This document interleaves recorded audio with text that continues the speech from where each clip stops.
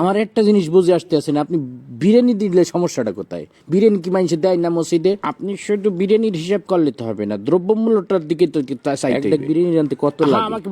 আমাকে বলতে দেন কাঁচামরিচের দাম, মশলাপাতির দাম, বাজারে যাই আপনি হিসাব করে দেখছেন বিরিয়ানি রানতে কত খরচ হয়।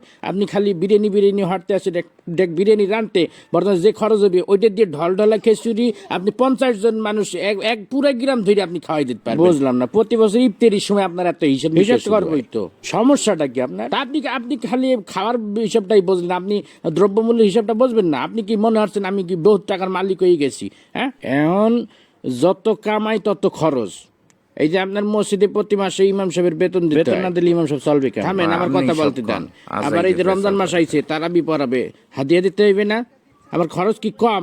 ফেতরা দিতে হইবে, জাকাত দিতে হইবে। শোনেন একটা কথা, রিজিকের মালিক আল্লাহ। আল্লাহ আপনার এই ধন সম্পত্তি দিছে, ধন সম্পত্তি দিয়ে আপনার পরীক্ষা লেতে আছে। এই টাকা পয়সা যখন তখন আল্লাহ লইয়ে যেতে পারে। আপনি এই টাকা পয়সা আপনার জানে সৎকা করবেন, ফেতরা দেবেন। মুসলমান হিসেবে এটা আমাদের সকলের দায়িত্ব। সবাই বয়ান করে যে বুঝানো যায় না, বুঝছো? যে তুই কোরআন বুঝাইতে খাওয়াইলেও বুঝবে না। একটা কথা সবসময় মনে রাখবি, যে মানুষটা জায়গা রয়েছে তাকে কিন্তু ঘুমেতে উঠানো যায় না। এই যে আমি বিরিয়ানি দিতে পারবো না, আমি ডলডলা ছেড়ে দিব, বিরিয়ানি দিলে আমার সমস্যা, এই যে এত সময় ধরে বুঝাইতে আসো, একটা কথা কি ওর কানে গেছে?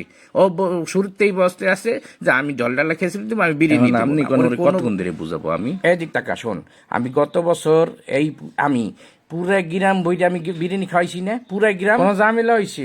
আমি শুধু আমাদের মসজিদ না, আমি ভাগ করে দিছি। আমি পশ্চিম পাড়া মসজিদে দিছি, উত্তর পাড়া, দক্ষিণ পাড়া সব মসজিদে আমি ডেক করে বিরিয়ানি পাঠাই দিছি। কোনো সমস্যা হয় নাই, শর্টও পড়ে নাই, সবাই তৃপ্তি সহকারে খাইছে। আমার মনে হয় আমার মতো সভাপতি এই মসজিদে ইতিপূর্বে আর আইসি কিনা আমার জানা নাই।